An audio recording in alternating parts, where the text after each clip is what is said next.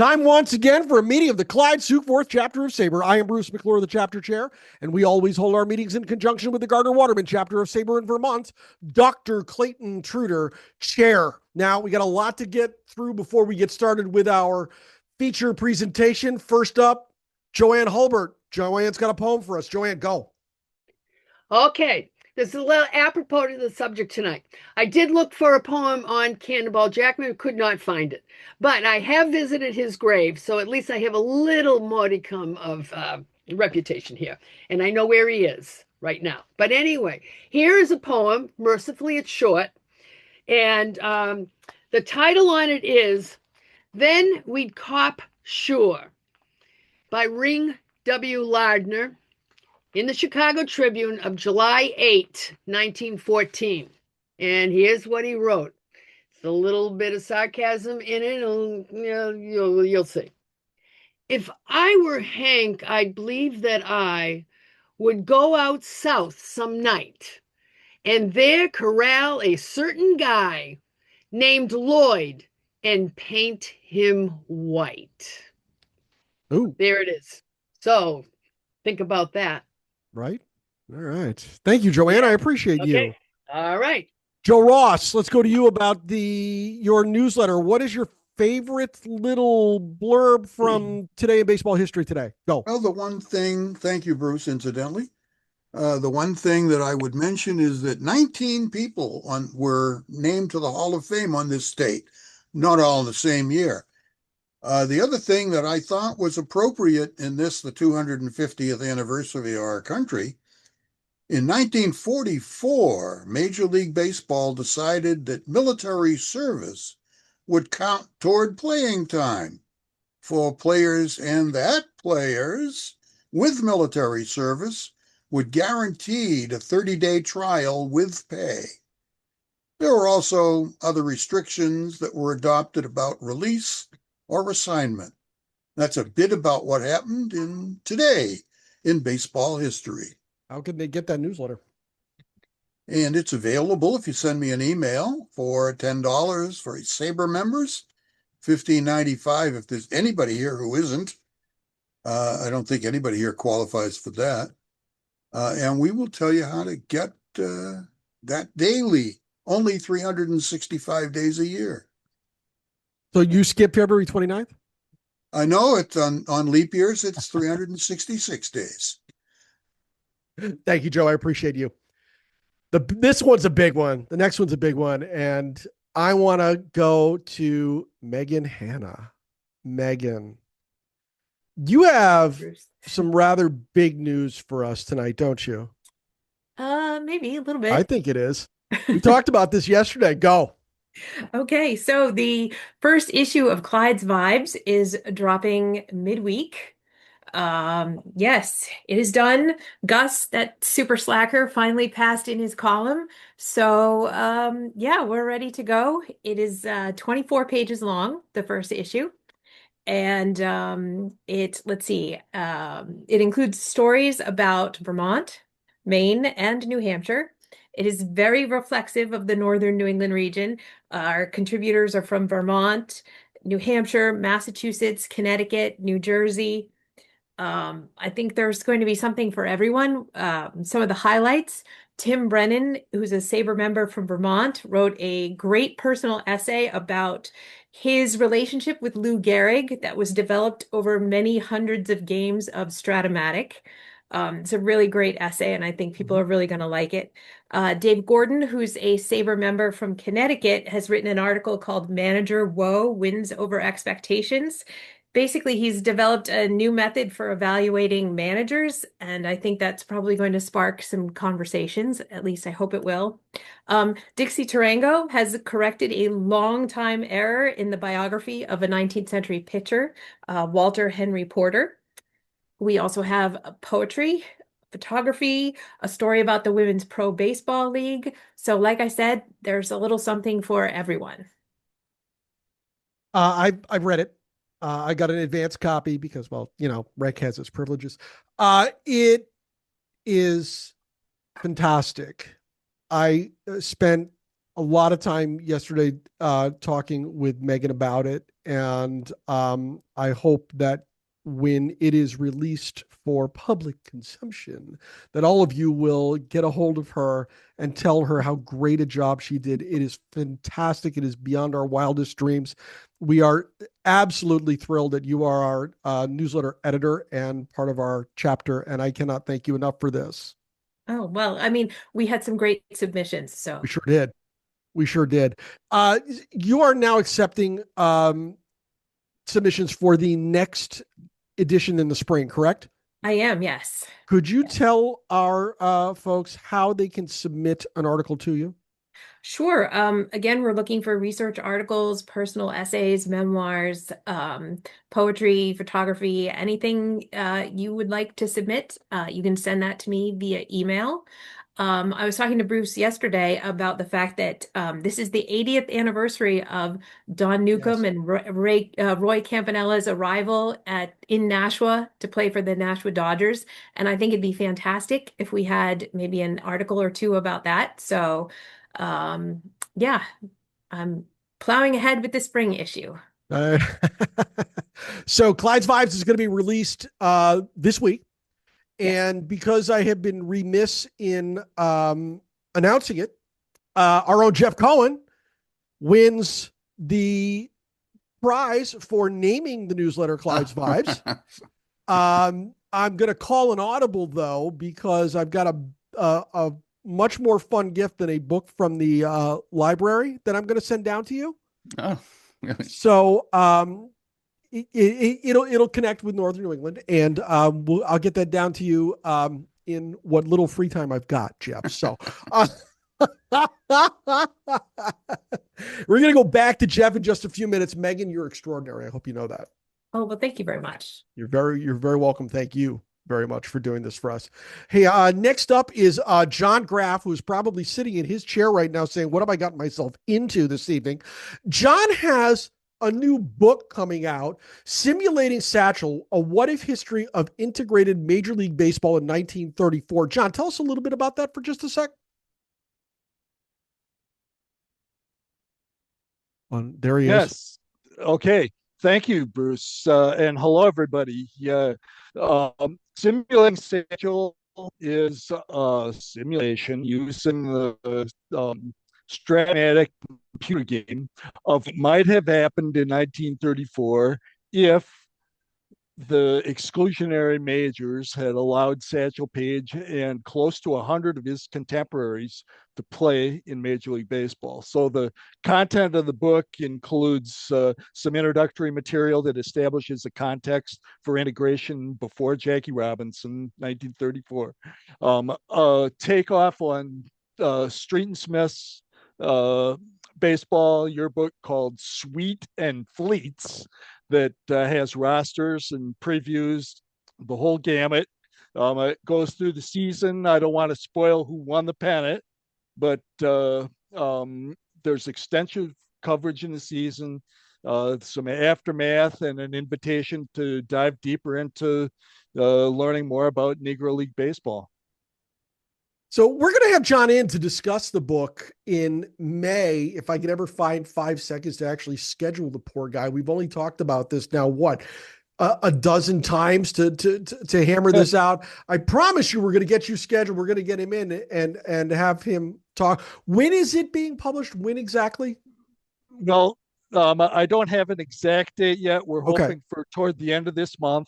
Okay. And it's available for pre-order on McFarland. You can get at an order link on my website, johngraffbooks.com, JOHNGRAFBOOKS.com, and just scroll down to the cover of Simulating Satchel, click Buy Now, and McFarland, and that'll take you to a pre-order form.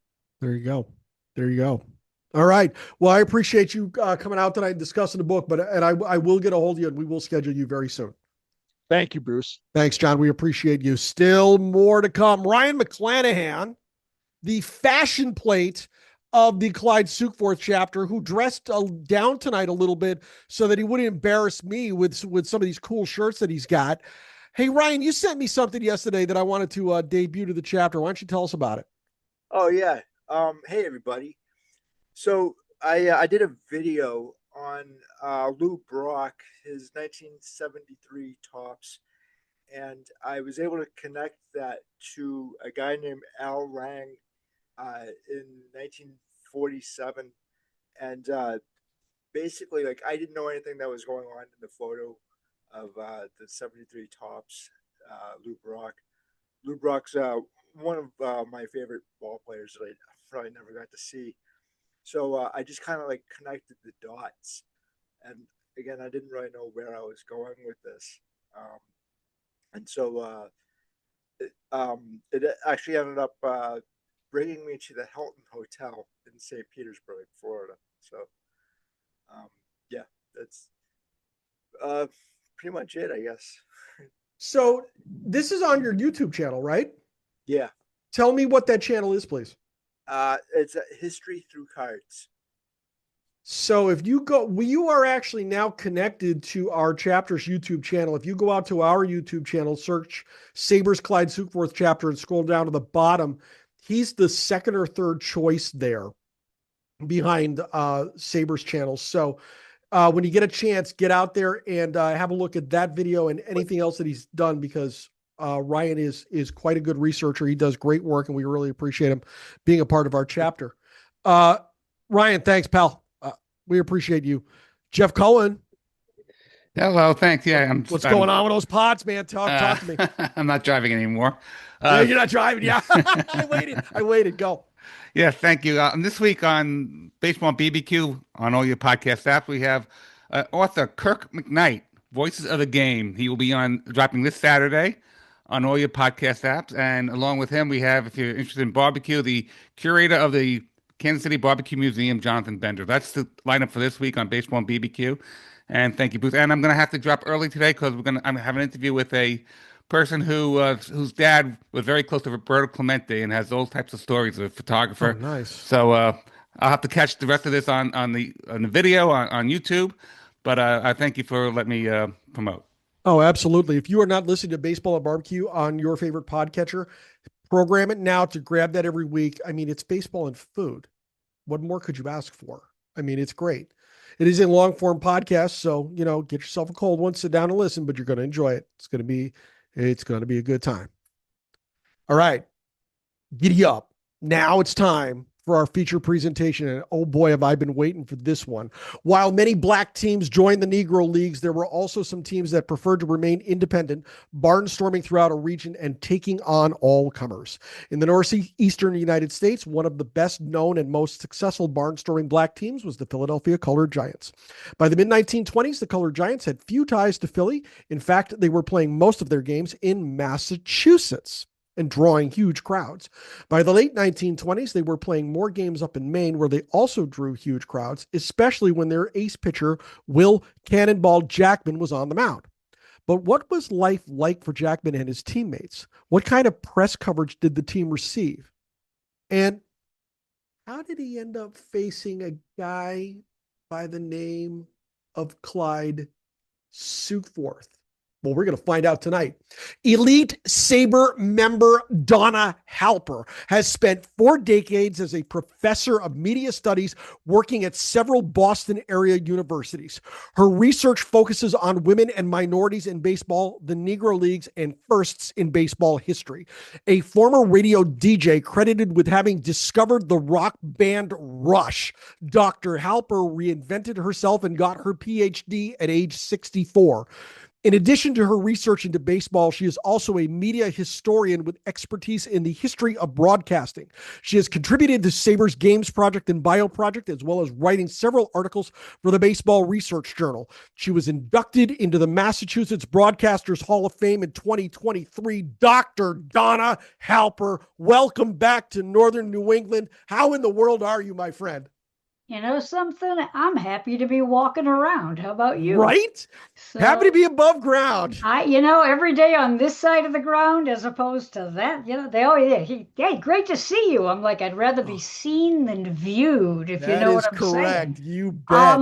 No, Buckle up, everybody. This one's going to be good. Donna, it's all yours. Thank you. All joking aside, cancer survivor, 11 years. Not even supposed to be here, okay? Every day, even on my worst day, I am very, very grateful to be alive. And if I hope I'm not speaking out of turn, but may we take about a moment of silence for all those who are unfortunately didn't have a happy ending Yes. to their story, and we want to make sure they're remembered. So give me a moment of silence for those folks.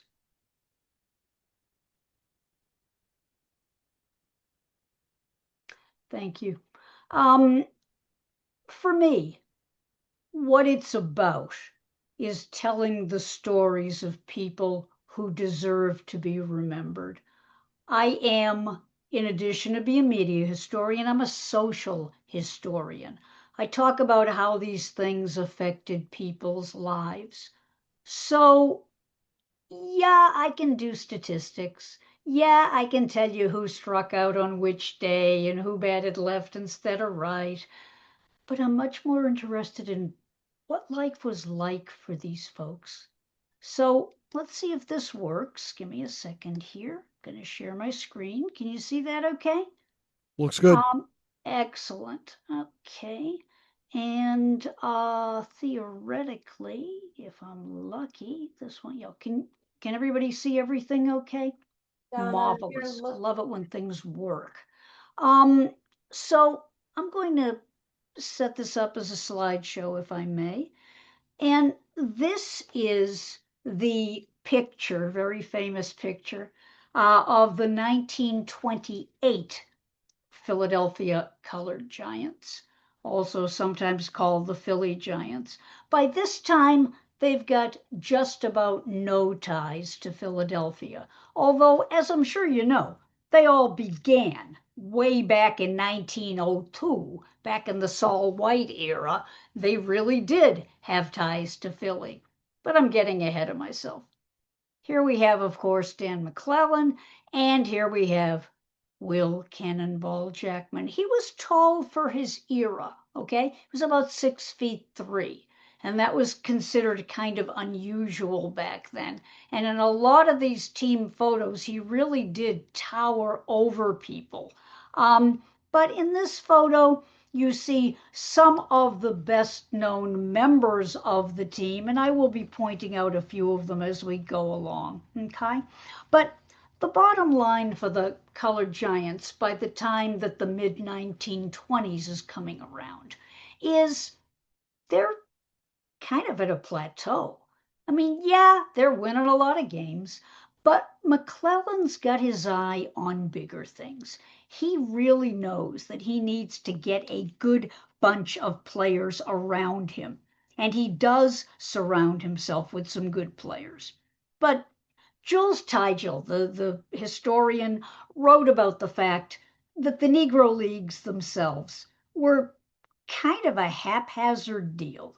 I mean, the teams played uneven numbers of games. They, in some cases, skipped games to play with teams that weren't really in the league. And some of the best teams weren't even in the Negro Leagues. They preferred to stay independent. By some accounts, and we do have some writings from Dan McClellan, he did think about joining the Negro Leagues around 1924 and then decided, nah, better off to stay independent. So they had a team photographer, they had a team bus, they had a team booking agent. They were a pretty professional outfit. Now, McClellan himself, as I'm sure you know, had been around in baseball since, oh my God, 1902, 1903. He was with the original Philly Giants, like I said. He's credited with being the first black player to pitch a perfect game, which he did on July 17th, 1903. He was a member of the Cuban ex-Giants back then, and he pitched a perfect game. And he knew how to pitch. And he also knew what the future needed to be for the Colored Giants. And in 1925, Will Jackman joined the team and changed everything. Now, I want to stop down for a second, if I may, and say a few words about some of the people that helped us to know about what these folks did. Because let's be honest, in segregated America, an awful lot of radio stations ignored the Negro Leagues and ignored the semi-pros, okay? But one guy did not. It's Black History Month. Let us honor the first Black sportscaster, the late, great Jocko Maxwell, okay? He was one of the few sportscasters who had any Negro Leagues players on his show. The vast majority of the announcers ignored them. In fact, Sam Lacey, the great sports writer for the Baltimore Afro-American, wrote very dismayed about the fact that some of the white sportscasters mocked the Negro Leagues. He heard them do it. He was not amused. But fortunately, we did have people like Jocko Maxwell telling these stories. We also, here in Boston, had a guy named Doc Counts, and his name was Mabry, and everybody called him Mabe. But later on, he got to be known as Doc for his encyclopedic knowledge of sports and of the Negro Leagues. He wrote for the Associated Negro Press. He covered a lot of baseball as a freelancer. He covered the white games too, but he really was an encyclopedia of knowledge about Black baseball. And yes, he did see the Philadelphia Colored Giants on a multitude of occasions, and he wrote about them for the Boston Chronicle and the Boston Guardian. But one more here. Oh my God, it's Percy the Pest. You don't know Percy. I know Percy. I know Percy's family, the Lubarskis. They're from Quincy. Percy Lane, because back in the era of anti-Semitism, you did not want to be a Lubarsky, so you were Percy Lane. Percy Lane loved the Negro Leagues. Okay, fine, he was a man of his time and he wrote about them in kind of the stereotypical manner that today would make us cringe a little, but his sports writing in general, particularly where it came to Will Jackman, very respectful, very affectionate, very, very proud of everything Jackman did. And a lot of what we know about Will Jackman came from sports writers like Percy Lane, who wrote for the Quincy Patriot Ledger about 10 miles south of Boston. Now, in fairness, Percy wasn't totally altruistic. Yes, he wrote about the Negro Leagues. Yes, he wrote about semi-pro. He had a brother. His brother's name was Moishe, but he went by the nickname of Mush, Mush Lubarsky. And Mush was a pitcher. And one time, Mush was able to beat Cannonball Jackman. Beat him 2-1. It was front page news in the Patriot Ledger. He beat Cannonball Jackman. Such things did not happen. But Percy lived to see it happen. Didn't happen very often. But the bottom line is, again, because of some of these sports writers in the smaller markets, that's how we know a lot of what we know today. Because the Globe, the Herald, even the Union Leader, it was like, nope, not interested. Thank you very much. But these guys were interested, and I remain eternally grateful. Now, Cannonball Jackman got his start in semi-pro as a member of the Houston Black Buffaloes. Because, of course, there was a Houston Buffaloes, but there was also a Houston Black Buffaloes. And he played for them, 1920, 21-ish. The record that he had, we'll never know. He recalls pitching a bunch of no-hitters. We can't verify it, but we can verify that he played there. So many of those records have just vanished. We'll never see them again. But we do know for a true fact that he was a good pitcher for the Black Buffaloes. We also know he played for some other semi-pro teams before he landed with the Philadelphia Colored Giants. Now, if you went to a Black Buffaloes game, you got music. I mean, it was quite an adventure. You see, the dirty little secret about segregation, all throughout the South, white people went to these games all the time. They enjoyed the games. They really did. There was an entire section for them, and they went. And if you went, you not only got to see a great pitcher like Will Jackman, you got to hear jazz music, usually with the Sid Isles Band. Sid was a black band leader in Houston. He played Dixieland. So if the team wasn't doing well, no biggie. Here's some jazz, have some fun. But yeah, there were ads running in the white papers in the South. And a lot of people started knowing who this guy with the blazing fastball was. And then he got a sore arm. And he had to reinvent himself. And he reinvented himself as a submarine ball pitcher and became really successful. Now, remember I said that Dan McClellan surrounded himself with good players?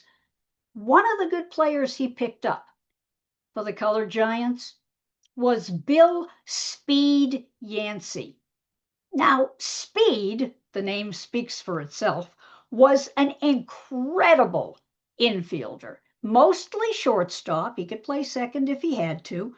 You couldn't get anything by him.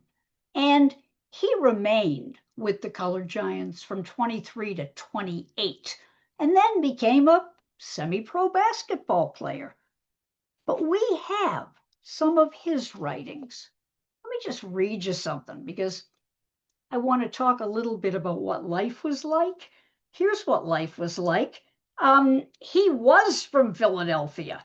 And Bill Yancey says, I attended Central High in Philadelphia from 1918 to 1922. But I couldn't play on the basketball team or the baseball team because I was a Negro. In fact, I never played on any organized team until after I graduated. Life as a barnstorming black player, he recalls, that wasn't easy either. When I first started, he said, if we were going any long distance, we'd go by train. But then we got our own private bus. And that was necessary because in a lot of towns, they wouldn't let us into the hotel, and there was nowhere for us to dress. So we dressed on the bus.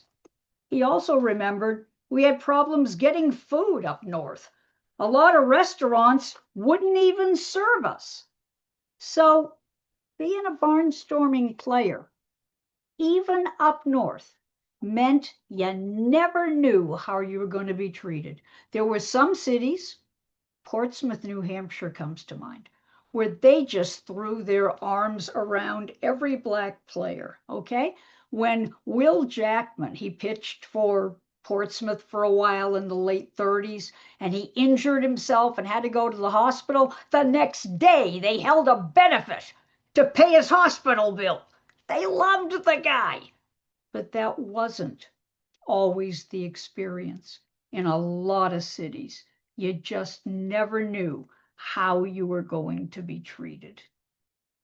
Now, New Bedford. This is a weird picture, and in fact, it's a detail. It's huge, and it's nothing but people, more people. And what are they all doing, Donna? I'm glad you asked. Well, there's a World Series game going on, and all of these people are just lining up, trying desperately to get close enough to the electronic scoreboard, because during the World Series, they would post the scores on the electronic scoreboard. And they also would have sports writers who would go out with megaphones. Percy Lane in Quincy was also a megaphone man, which was a thing back then. And you went out amongst the crowd and you megaphoned the scores. But a lot of people just wanted to be there. Why is this picture in your slideshow, Donna? Because New Bedford was one of those towns that was baseball crazy in the 1920s, okay? Yeah, a lot of people went to Boston to watch the Red Sox or the Braves, but just as many stuck around to watch semi-pro, which had become very, very popular. Now, another place where baseball was played was a place called Ridge Hill Grove. And it's pretty, kind of nice campground. If you walked into the campground, you can see a baseball diamond. You can't see it in this shot, and that's the problem. We got lots of pictures of places, but very few of them show actual baseball games. Meanwhile, in New Bedford, Sargent Field, got no pictures, okay? Got no pictures of Brockton or Worcester or Norwell. Yeah, we've got pictures of the general area, but I'd love to come upon a picture of somebody playing ball. Now, Will Jackman, by 1926, people have already started lining up to see him. By some accounts, in 1925, only being with the Colored Giants for half a season, he won 17 games. He may have won more. And people are already going, you can't hit this guy. I mean, he's got the most deceptive pitches I've ever seen. I mean, they look like I'll be able to just tee off and then it's gone. Right behind me. Kind of like a knuckleball, just a floater. Sports writers described it as utterly bewildering. Okay? It just fluttered by. Jackman's first no-hitter with the Colored Giants happened here in Quincy, where I live. It happened at Four River Field, long gone and hard to find. July 26, 1926. He almost pitched a perfect game. Almost. Only one batter reached base. He walked someone in the beginning of the 8th. But still, a no-hitter. Not too shabby. The legend of Will Jackman is being created right in front of your eyes, and people are writing about it. Notice the ads. This is an ad from the Clinton Daily Item from 1926. Don't miss seeing Will Jackman, one of the greatest pitchers living, white or black. They weren't kidding. By this time, this is what people think. And people are like, if he comes to town, I better see him. The Colored Giants were one of the best teams out there. People really did want to come and watch the level of baseball that these guys played. Here's a picture of Jackman, one of the few that has survived. I wrote a Games Project article about the perfect game he pitched in August of 1929. Beat the Pennsylvania Redcaps. So by the way, Pennsylvania, nothing to do with Pennsylvania. It had to do with Penn Station in New York, okay? They were the Pennsylvania Redcaps. Beat them 5-0, struck out 9, and he drove in 3 of the Giants' runs himself. He was one of those rare, good-hitting pitchers. Here's the headlines from the New Bedford paper, which, by the way, has just been digitized. Be still my beating heart, okay?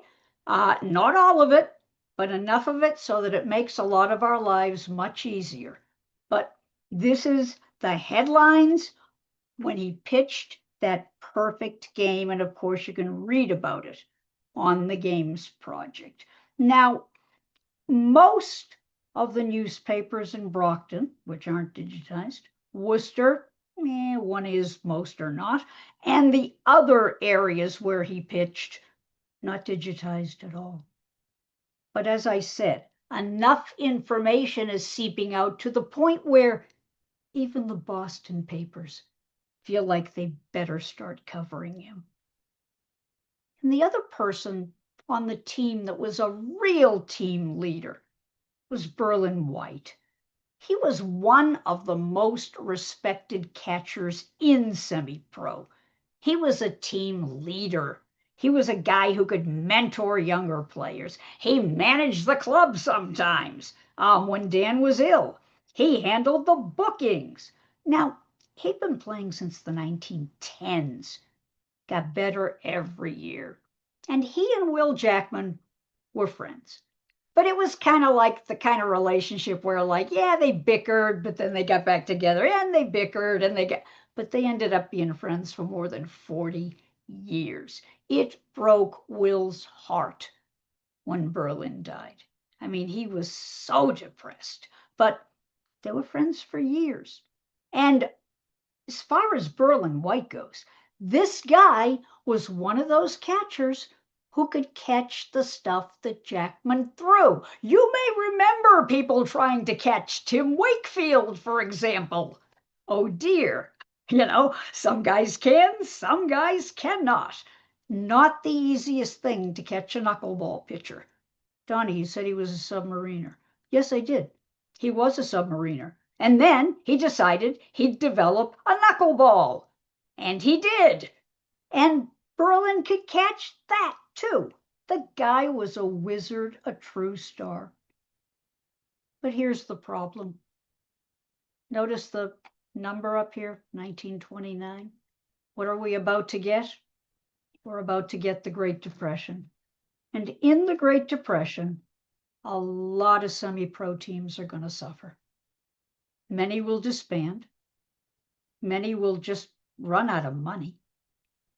And the Philadelphia Colored Giants that had made most of their money playing in Massachusetts are finding that there's fewer and fewer places to play. And that's going to lead them up to Maine. But I'm getting ahead of myself. Before they go to Maine, Will becomes a millionaire. No, not that kind of millionaire, this kind of millionaire. This is a rare photo, and I thank the East Douglas, Massachusetts Public Library for it. I'd never seen it before, but Will was hired by Walter Schuster. Now, Walter, from what I can gather, was Mr. Conservative business guy. And I don't mean conservative politically, like what party did he vote for? I mean conservative as in everything was about tradition. But when it came to winning ball games, he didn't care what color you were. He just wanted to win ball games. And he saw Will Jackman pitch in 1929, and he was like, that guy. And he made him an offer. He said, when your season with the Colored Giants is done, come pitch for us for the rest of the season. Our league starts at a different time, okay? And we're still playing, and we're in a pennant race, and we need you bad. And by the way, how about if I throw a little extra money in your direction? And so he offered him a $10 bonus for each strikeout. Now, you are talking about a guy who regularly struck out 8, 9, 10 batters a game, and Jackman's a money pitcher, and he's not making a ton of bucks. Now, $10 in 1929, do the math. It ain't $10 today. It's a sizable piece of change. And you know what he did? On September 14th of 1929, he went into a playoff game that was crucial for East Douglas. Either they won it or they went home. Guess what? They won it. And the winning pitcher was Will Jackman. He defeated Milford 6-1. He struck out 14 batters, and he earned $140, which today is also a sizable piece of change.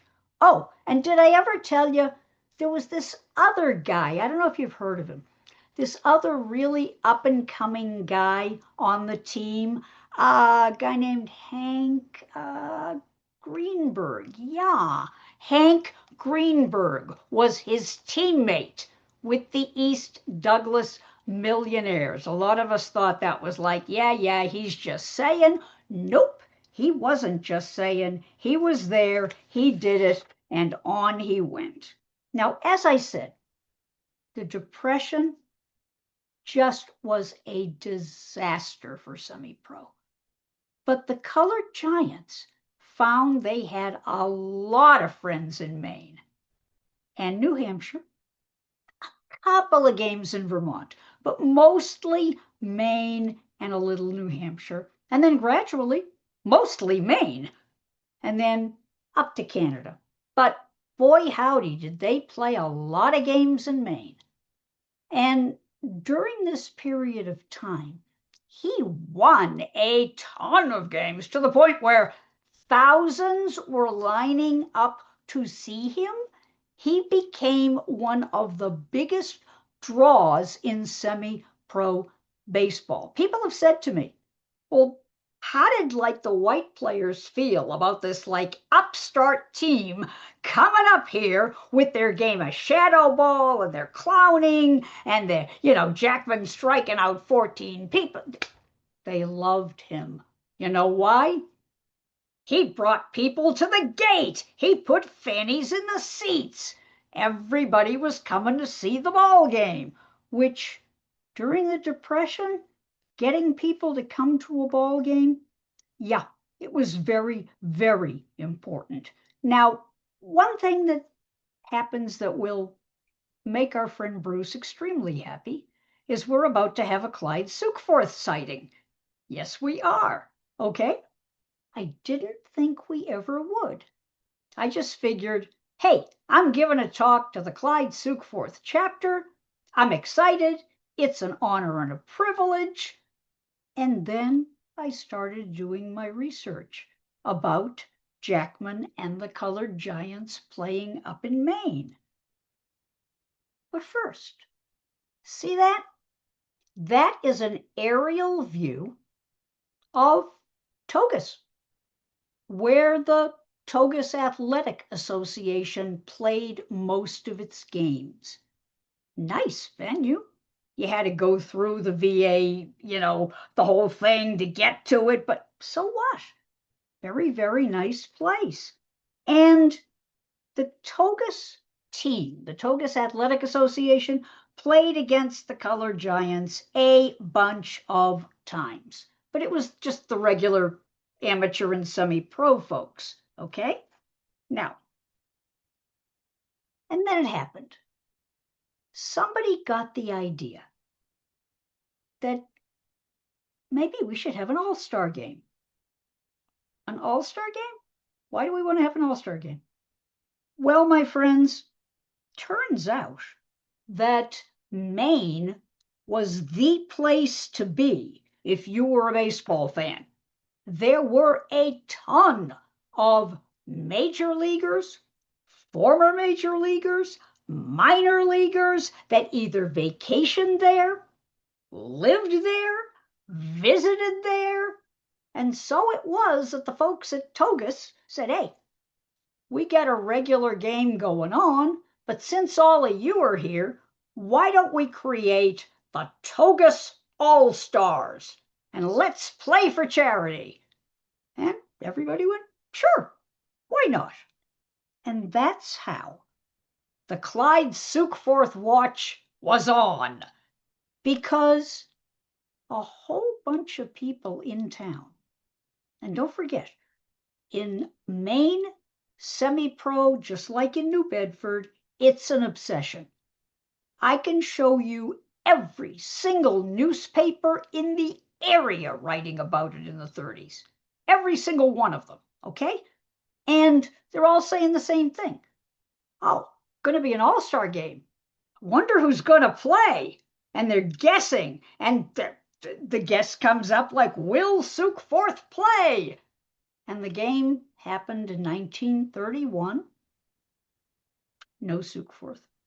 Much to the consternation of a whole bunch of sports writers that were sure he would play because they knew that he was visiting some friends. He had a house there. How come he's not playing? But he didn't play. Here's what did happen, though. 8,000 people, some sources say more, 8,000 people saw that first All-Star game, the one that was played in October of 1931. And it was quite a game, I'll tell you that much. The Togus All-Stars included Del Bissonette, Brooklyn Dodgers, Milt Gaston, Jack Russell, Danny McFadden of the Red Sox. Fun fact about Danny. Danny was one of the first Red Sox players to be on a sports talk show. True story. Charlie Donlin, who did one of Boston's first sports shows. It wasn't call-in talk because they didn't have the technology, but you could like telegram, you could like send, questions for the players. And Danny was one of the first players to be on, and he answered questions. But anyway, so you had Milt Gaston, Jack Russell, Danny McFadden of the Red Sox, Don Brennan, he was a minor leaguer playing with Newark. You had Bucky Gaudette, he was a minor leaguer playing with Montreal. And there were other people, but 8,000 fans. Now, the Colored Giants won. But I'm going to be honest with you. Will Jackman was not at his best. He had pitched a whole season. There were rumors about him having a sore arm, but he didn't like to disappoint the fans. So he got out there, he pitched, he won, but just barely. It was a 6-5 game. He gave up 9 hits. He gave up all 5 runs. He struck out 10, but he was tough when he needed to be. Every single time there was a rally, every single time it looked like the All-Stars were coming back, nope, didn't happen. And so he won 6-5. A week later, though, the All-Stars got their revenge. They hit him hard. They beat him 5-4. He allowed 10 hits. He let the winning run score in the 9th. He was not happy. He was determined that he was going to come back and redeem himself. And he did. Came back the next year, beat the All-Stars 1-0. Pitched a 3-hitter. And here we have, you ready? Here's our first Clyde Sukeforth mention. Among the All-Stars in 1932 was Clyde. Clyde did the catching, caught for a couple of innings, and he got one of the 3 hits that the All-Stars were able to get off of Jackman. I hope he enjoyed it. It was one of the last times he was ever able to get even a loud foul off of Jackman. But that time he did. He got a single, but the Philadelphia Giants were overpowering. Jackman had his best stuff, and he defeated the All-Stars 1-0. Now, by this time, the fans are like, this is great. Let's do this again. I mean, what depression? Come on, seeing a bunch of major leaguers playing against, this is wonderful. Let's do it again. And they did. But let me go backwards for a second, because I'm very glad I have this picture, okay? And I am grateful to the Guilford Historical Society for providing it. Up in Guilford, Maine, yes. Now, Guilford had a very successful semi-pro team called the Guilford Advertisers, because why not? And this is the field they played on. They were putting in new grandstands when this photo was taken. There would soon be more because everybody was showing up for the games. And living up there, a lot of players came through Guilford, it turned out. And let me say more about that in a minute. Now, like I said, 1931, everybody's worried about where's Clyde Sukeforth, because they knew he was vacationing. They knew that all these players were vacationing, but they were going to see plenty more of these players as time went on. But let me talk about somebody else they were going to see. See this guy? This is Dom Payment. Originally in French Canadian, it would have been paiement. Okay? And Dom was an infielder. He was a minor leaguer, played for a bunch of teams, never quite made the majors, but Mr. Utility Player, there was not a position that he couldn't play.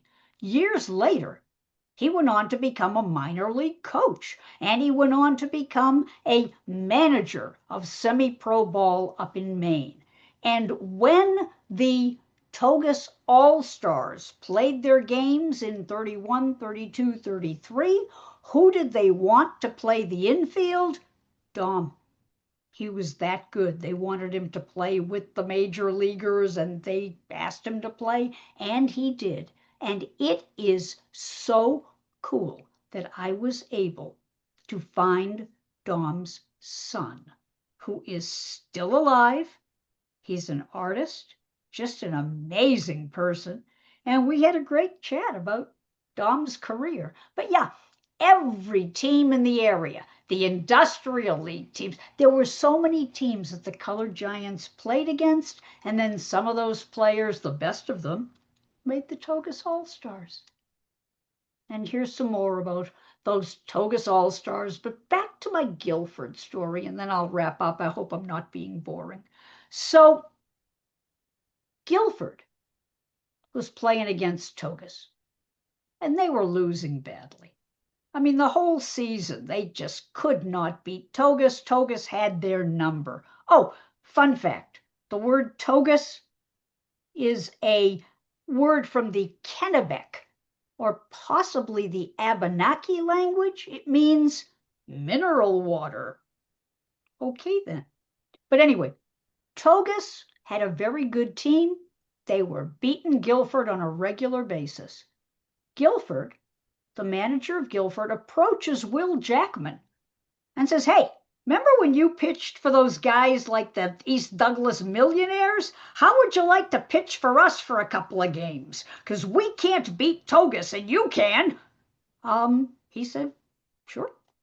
And so it was that he joined the Guilford team for a couple of games in 1933, which I think is kind of amusing. And he did beat them. In fact, in 2 games, he struck out 25 batters, including, wait for it, Clyde Sukeforth. But then again, Clyde shouldn't feel bad, okay? Everybody else got struck out too. Jackman ultimately returned to the Colored Giants. Beat Togus again, 3-2, and he got Sukeforth out 4 times in that game. But Clyde did get his revenge a couple of times, and he did get a couple of hits off of Jackman. And I'm thinking to myself, as I'm doing this presentation, if you had told me that while I was putting this together, I would have found the intersection between Clyde Sukeforth and Will Jackman. But I did. Now, I don't know if Clyde left any writings. I'd really like to know what he thought of Will Jackman. I mean, Jackman got him out pretty often, but so what? I'm sure that Clyde had respect for him. And in spite of segregation, it's also a fact that some of the best colored players were able to be welcomed up in Maine, and that Will Jackman, who by this time is in his late 30s and is still getting people out, Will Jackman is able to show people what he can do. Thousands of fans lined up every time he played. Now, to close, and I hope I haven't been boring, Will Jackman set so many records during his long career. He pitched in as many as 1,200 games, bunches of them up in Maine in the 1930s, and bunches of them in New Hampshire, which is another subject. And yet, he's all but been forgotten.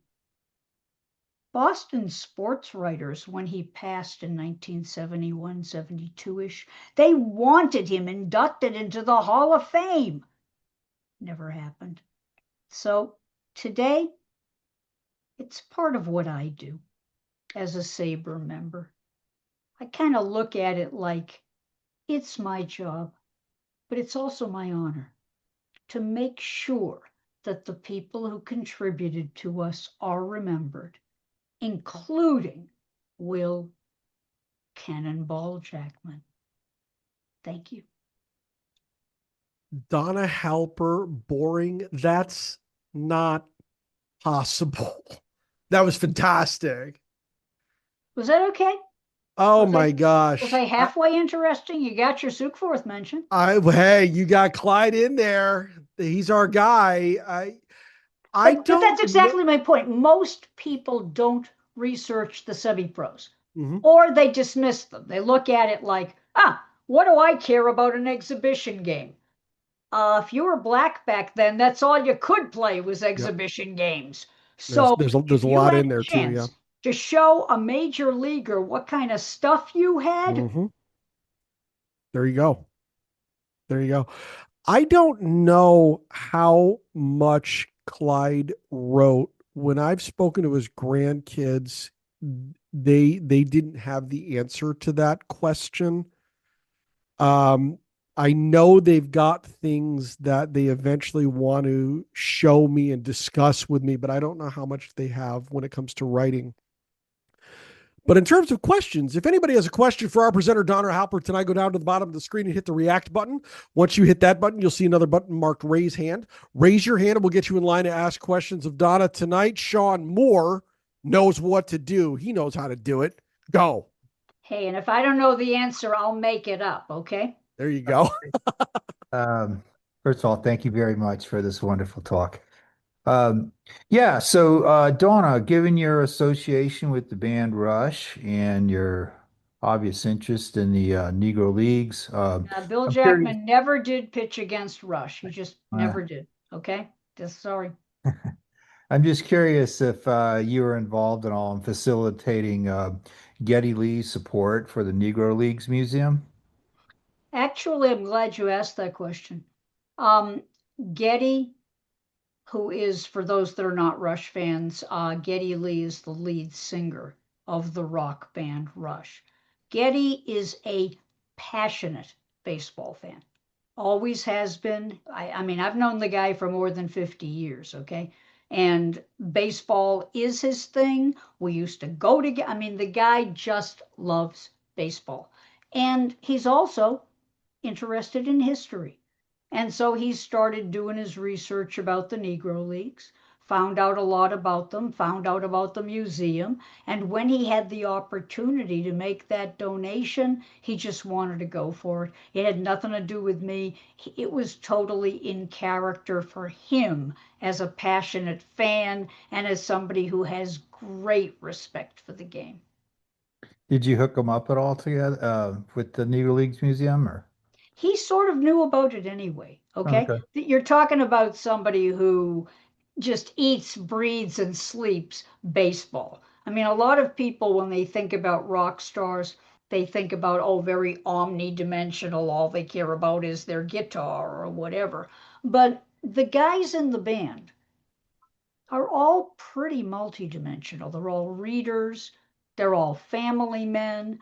And like I said, baseball is to Geddy like the air that he breathes when he's not performing, okay? I mean, a quick story, and I don't want to be boring.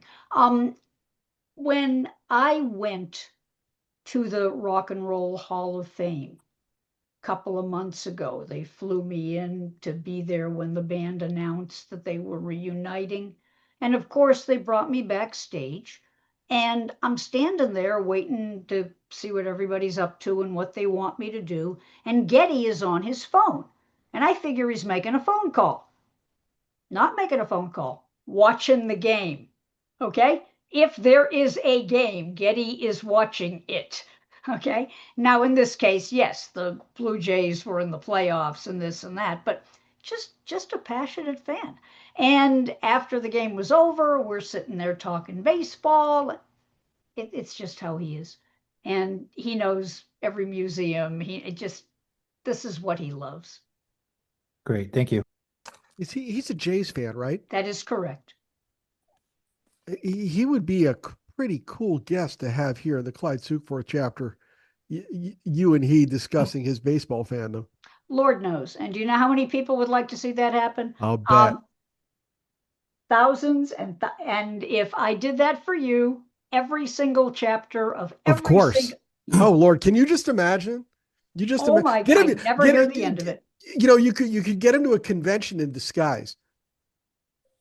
But the Since you reality mentioned of the that, situation, I have this feeling that he's actually in the meeting and he's just wearing his Donna Halper disguise. That's it.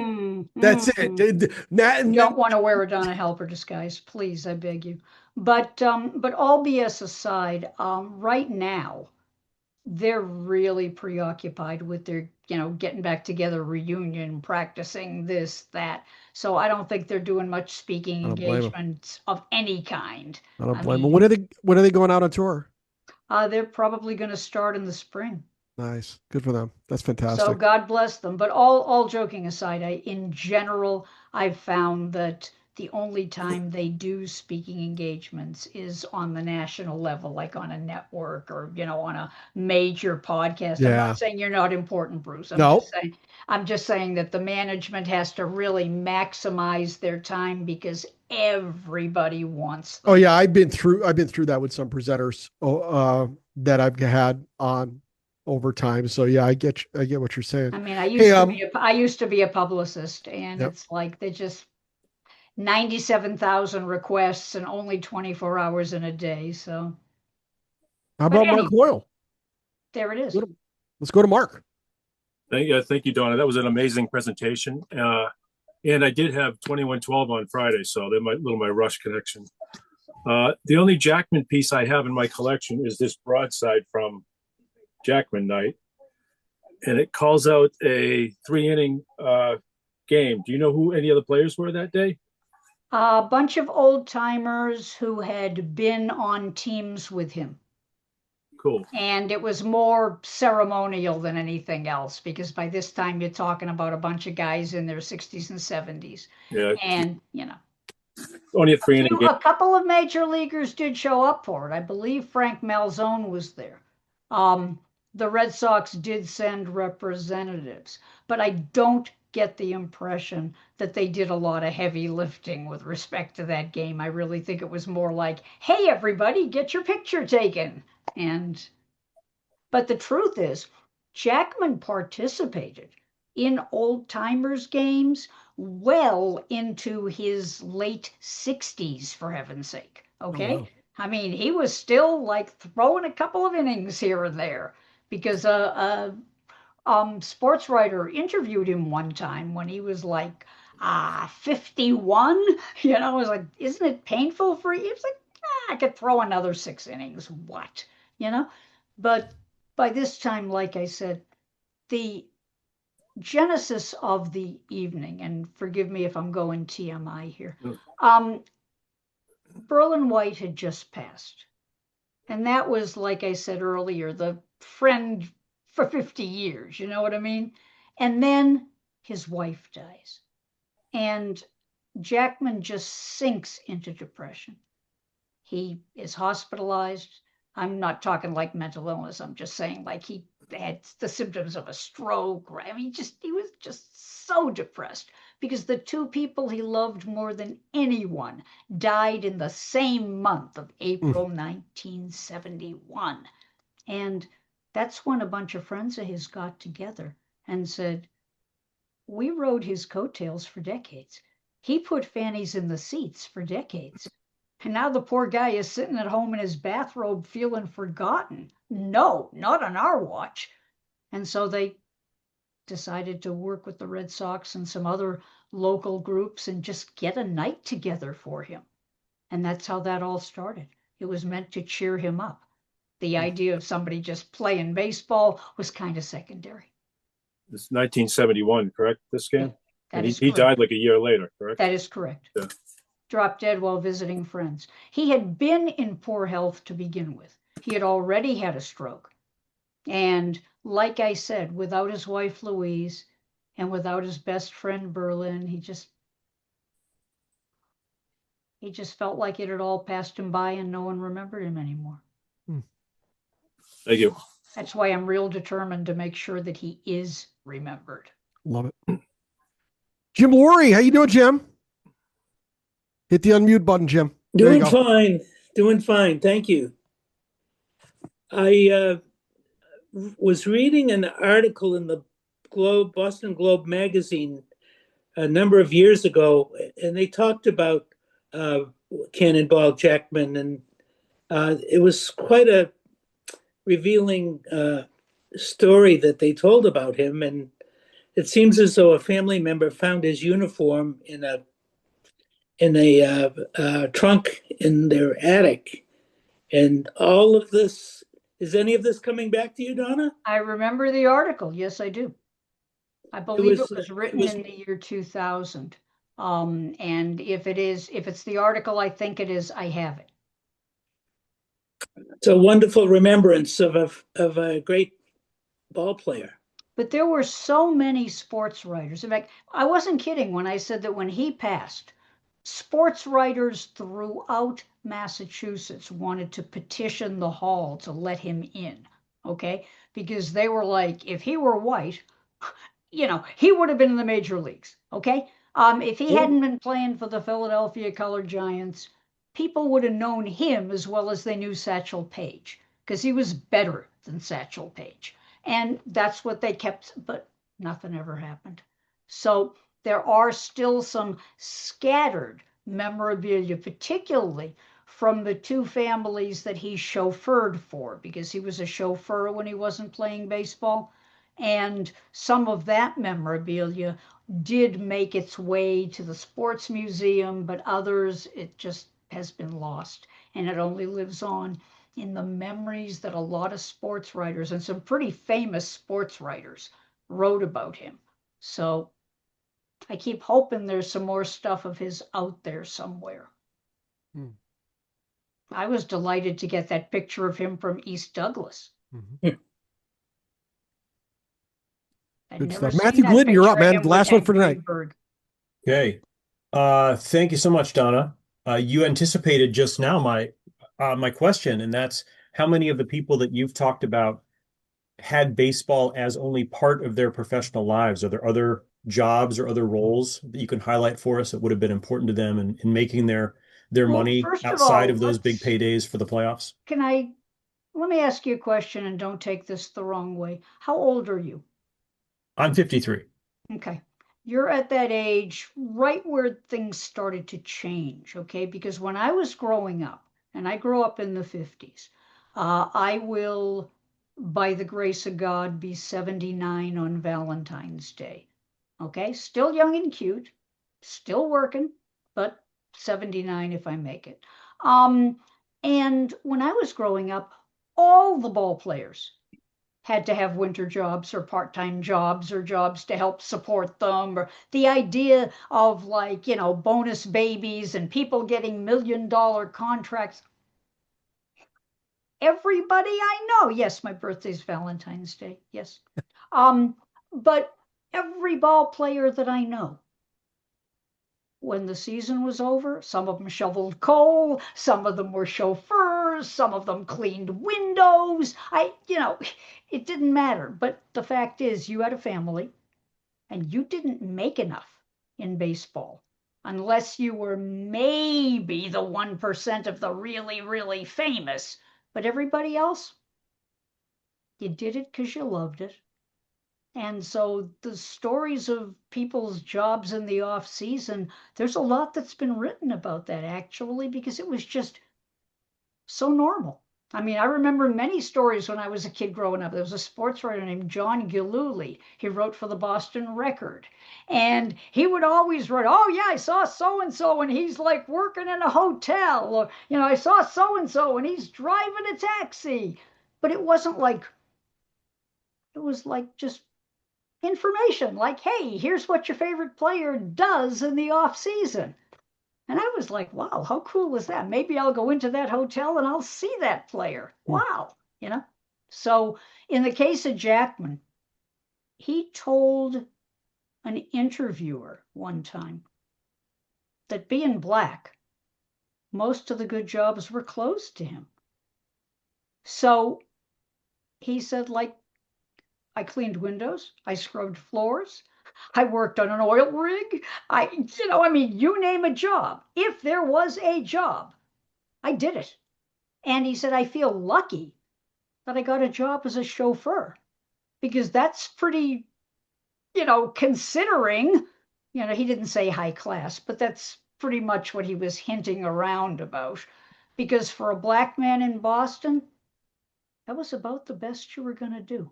And by all accounts, the two families he drove for, one was a surgeon, one was a businessman, and they both just loved him to death. They really did. They thought he was amazing. And in fact, the family of the businessman, they participated in a special dinner for him after Will Jackman night. They invited him out to their house. They had a dinner, this, that. He was embarrassed by all the attention. Plus, to be honest with you, I think he just missed his wife, and he missed Berlin, and he missed the fact that he couldn't pitch anymore, because that's how he had defined his identity for so many years. Interesting. Didn't Campanella get into the car accident on his way home from work? If I'm not mistaken. He was driving home from the liquor store. Yeah. If I'm not mistaken. Yeah. Oh, people injured themselves on the job all the time, because don't forget, these are not guys who went to college. Okay? These are not guys with PhDs. These are not guys who, like Craig Breslow, oh, I'll just be a nuclear physicist, not a problem, These are people who, thank you, Tim. These are people who, unfortunately, in many cases, 8th grade education, 9th grade education. So they're going to work in factories, warehouses, whether they're black or white. They're going to be unskilled labor. And they all have families, and they're all going to try to support those families. And yeah, we have all kinds of stories of people like, the hand in the machine and, rotator cuff. And yeah, there was some pretty dangerous jobs that people got back then, but they didn't have a choice. And we kind of, thanks, Don, we kind of take for granted today all the money that athletes are making. Yeah. They didn't see that in their entire lifetime back when I was growing up. Yep. Good stuff. I'll tell you what, this is good stuff. Was I all right? Was I halfway? You were fantastic. Stop it. Stop it. No, I never know. You guys are experts. You know what I mean? Fantastic stuff. But, we haven't celebrated Sabre Day yet. And I'm sorry that we couldn't have our regular long program this year, but we've got a really good one to celebrate Sabre Day Wednesday night, February 4th. Brett Topple will be with us to discuss his book, When Shea Was Home, the story of the 1975 Mets, Yankees, Giants, and Jets. The sign-up link is available in the chapter meeting booklet and at the Sabre events calendar. And finally, if you're a baseball fan watching on YouTube and you like what you see, please like this video and subscribe to our channel to be alerted to each of our weekly uploads. And if you are not yet a member, you need to join the Society for American Baseball Research, the premier baseball community, offering an amazing baseball buffet of options to explore your fandom. Sabre boasts more than 35 different research committees, over 80 regional chapters, and innumerable opportunities to connect with baseball minds across the world, like Donna Halper. For more information, go to sabre.org today. Donna Halper, you're amazing. Fantastic stuff. You got Clyde in there. Awesome stuff. Thank you very much. Thank you. Appreciate you both. It was a privilege, and much love to all of you.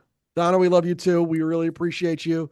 You when the next presentation comes about, you let me know. We'll have you right in. All right, let's get everybody out of here. We'll see you Wednesday night. Have a good night, everybody.